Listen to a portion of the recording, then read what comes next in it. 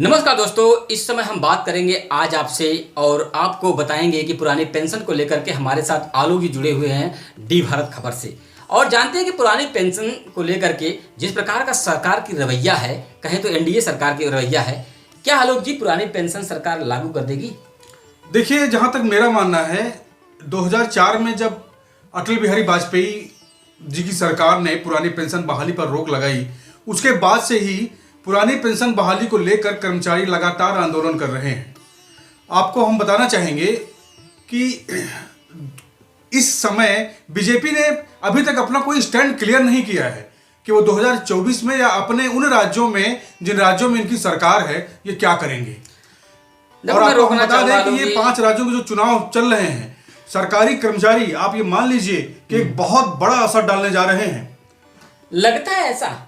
बिल्कुल मुझे नहीं लगता। देखिए, विजय कुमार बंधु का एक बयान आया था। हाँ, उनका साफ कहना था कि अगर सरकार ने हमारी बात नहीं मानी तो हम आपको सीधे बता दें कि हम सीधे सारे जितने भी कर्मचारी हैं, सरकारी कर्मचारी, ये सब कांग्रेस की तरफ झुकाव कर रहे हैं, क्योंकि कांग्रेस के कई राज्यों में पुरानी पेंशन बहाली हो चुकी है। और कांग्रेस ने मध्य प्रदेश के चुनाव में भी ये दावा किया है, ये वादा किया है पुरानी पेंशन बहाली को लेकर। अभी प्रियंका गांधी जी का एक बयान सामने आया था, उसको लेकर मध्य प्रदेश की राजनीति में काफी बदलाव नजर आ रहा है। जी, लेकिन आलोक जी ये बताइए, विजय बंधु जैसे कर रहे हैं, इतना संगठित कर पाएंगे 5 स्टेट में?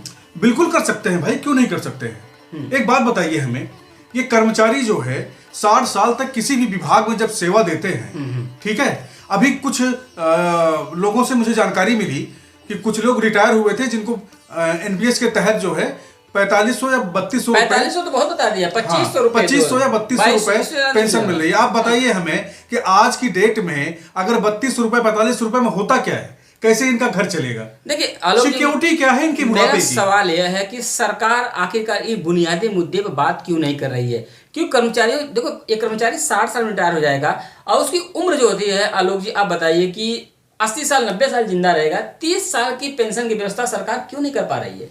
देखिए, सबसे बड़ी बात यह है कि एक बयान आया था मोन्टेक सिंह अहलूवालिया का, जिसमें उन्होंने कहा था कि एक जितने भी राज्य हैं पुरानी पेंशन बहाली जैसे मुद्दे को लेकर हम सबसे गुजारिश करेंगे कि ये रेवड़ी बांटना बंद करें, क्योंकि इससे राजस्व घाटा सबसे ज्यादा आता है। अब देखिए, बात यह है कि अगर आप खर्चों में कमी करने की बात कर रहे हैं तो बहुत सारे ऐसे विभाग हैं। हम कह रहे हैं कि 500 700 जो भी हमारे पास सांसद विधायक या लोकसभा विधानसभा या विधान परिषद के मेंबर हैं, एक बात बताइए मुझे, 5 साल के लिए विधायक बनते हैं, आजीवन पेंशन लेते हैं। हाँ, ये सवाल तो कर्मचारियों का बहुत ज्यादा आखिर ये मुद्दा हमारे विधायक सांसद कब उठाएंगे?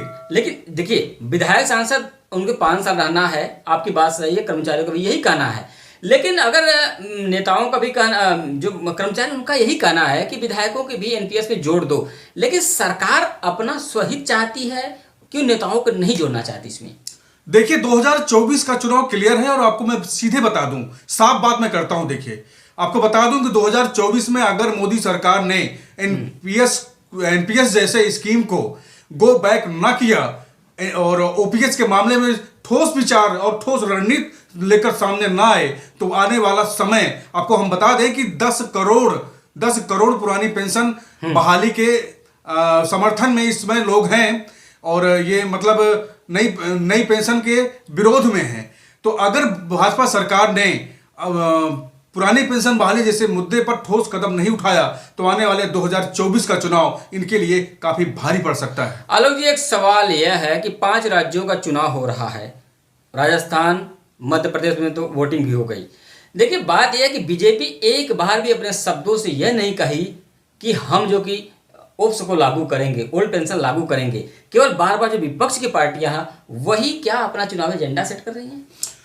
देखिए, आप एजेंडा कहिए, अगर मैं आपसे ये कहूं कि हिमाचल प्रदेश, राजस्थान और छत्तीसगढ़ में ओल्ड पेंशन की बहाली ना हुई होती और ये मध्य प्रदेश के चुनाव में एक मुद्दा होता कि अगर हम सरकार में आने के बाद हम आपको जो है पुरानी पेंशन देंगे, तो थोड़ा सा इस पे हम ये मान के चल सकते थे कि जो है ये लॉलीपॉप दिया जा रहा है सरकारी कर्मचारियों को। लेकिन जिन राज्यों में कांग्रेस ने पहले से ही ये स्कीम लागू कर दी है ओपीएस को, तो हम इसे देखिए चुनावी मुद्दा नहीं मानते हैं। और देखिए, प्लस पॉइंट, चुनाव में हर कोई जीतना चाहता है, हर कोई जीतना चाहता है, लेकिन मुद्दे जीतना चाहिए। आलोक जी, अगर बीजेपी ने अच्छा काम किया है इन राज्यों में, जिन राज्यों की सरकार थी, तो अपने काम को न गिना करके केवल फालतू के एजेंडा बनाती बीजेपी। ये लगता नहीं कि अच्छा मुद्दा था। पुरानी पेंशन को लेकर बात की होती बीजेपी मध्य प्रदेश में, राजस्थान में बात की होती, प्रधानमंत्री आज भी राजस्थान में रैली थी, उन्होंने एक शब्द नहीं बोला कि कर्मचारियों को पुरानी पेंशन की बात हम भी करेंगे। उन्होंने कहा कि 500 रुपये का सिलेंडर दे रहे हैं तो हम 450 दे देंगे। भाई साहब ये बात, ये 1200 सिलेंडर वाला देना कौन है? 1200 सिलेंडर कौन दे रहा है? तो ये जो पार्टियां हैं आलोक जी, ये अपने काम को क्यों नहीं बनाती हैं? देखिए, काम के नाम पर आपको एक चीज मैं क्लियर बता दूं कि 2014 के बाद, देखिए पहले भी ऐसा नहीं है कि बहुत अच्छा था। 2014 के बाद अगर काम की बात करें, अगर काम की बात की जाए तो कोई भी राजनीतिक दल काम को लेकर जनता के बीच में नहीं गया है। आपको साफ बता दूं, मैं मध्य प्रदेश की बात मैं कर रहा हूं। मध्य प्रदेश में शिवराज सिंह चौहान को जिस तरीके से किनारे लगाया जा रहा है, मुझे नहीं लगता कि जो है अगर 2023 के इस विधानसभा चुनाव में शिवराज सिंह या भारतीय जनता पार्टी बहुमत के साथ सरकार बनाती है तो शिवराज सिंह चौहान को दोबारा मौका मिलेगा। अब आलोक जी, जब आप छेड़ ही दिए हैं शिवराज सिंह चौहान को लेकर, लाडली बहना योजना का महिलाओं को एकत्रित करना, संगठित करना, ऐसा लुभावना देना, आपने देखा इसका परिणाम आएगा। वो अभी छोड़ दीजिए, क्योंकि वो परिणाम आने के बाद ही पता चलेगा। वहाँ चुनाव भी हो गया और शिवराज सिंह चौहान को लेकर एड़ी और चोटी का जोड़ भी लगा लिए। अब उसका परिणाम क्या होगा देखना होगा। लेकिन अब हम बात करते हैं केवल ओपीएस को लेकर के। अभी आपने देखा कि हिमाचल प्रदेश में एक कर्मचारी जो था उसे एनपीएस में 2200 रुपये मिलते थे, लेकिन जब वो ओल्ड पेंशन उसे स्कीम में आया तो उसी व्यक्ति को 30,000 रुपये ओल्ड पेंशन मिली है। तो वो क्यों चाहेगा बीजेपी को? देखिए, कभी नहीं चाहेगा। और मैं आपको एक चीज क्लियर बता दूं, एक आदमी 60 साल तक नौकरी करता है, नौकरी करने के बाद हर किसी को अपनी बुढ़ापे की सिक्योरिटी चाहिए। देखिए, एक मुश्त पैसा आपको रिटायर होने के बाद सरकार दे देती है।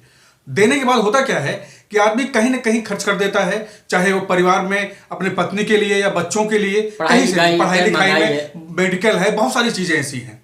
आदमी देखिए, जो आपको एक मुश्त रखा हुआ पैसा है वो कहीं ना कहीं खर्च हो ही जाता है, वो चाहे जिस प्रकार से हो। लेकिन अगर आपकी आमदनी वही पेंशन के रूप में 25-30 हजार रुपये महीने की मिलती है तो ये आपका बुढ़ापा, मैं ये दावे के साथ कह रहा हूं कि आपका बुढ़ापा सिक्योर माना जाएगा। लेकिन सबसे बड़ा सवाल यह है कि इन मुद्दों पर, इन चीजों पर सरकार को सोचना होगा और गारंटी देनी होगी बुढ़ापे की। नहीं तो आने वाला वक्त, सरकारी कर्मचारी जिस तरीके से लगातार आंदोलन कर रहे हैं, आपकी जानकारी के लिए बता दूं कि 10 दिसंबर को पेंशन जय महाघोष रैली दिल्ली के रामलीला मैदान में आयोजित की गई है, होने जा रही है। तो ये आप जान लीजिए कि 2024 के चुनाव, आप याद करिएगा 2013 के आसपास अन्ना आंदोलन हुआ था कांग्रेस सरकार के खिलाफ, और आप ये मान लीजिए कि ये ओल्ड पेंशन बहाली का आंदोलन उसी तरीके से 2023 में मोदी सरकार के खिलाफ होने जा रहा है। और ये जान लीजिए कि ये ऐसे आंदोलन है जो तख्ता को और सत्ता को पलट देने में सक्षम है। आलोक जी, आप हमारे साथ चर्चा में जुड़े, इसके लिए आपका मैं बहुत बहुत आभारी हूँ, धन्यवाद भी देता हूँ आपको जी, बहुत बहुत। और रही बात ओल्ड पेंशन को लेकर के, अब देखना यह होगा कि सरकार को कितना ये कर्मचारी अपनी मांगे मंगवा लेते हैं, कितना ये कर्मचारी अपनी मांग को सार्थक बना लेते हैं। 10 दिसंबर को हम लोग उपस्थित होंगे रामलीला मैदान, जहां पर आपको बता दें कि कर्मचारियों का धरना होगा। देखते रहिए डी भारत खबर, राजेश यादव के साथ। जय हिंद, जय भारत।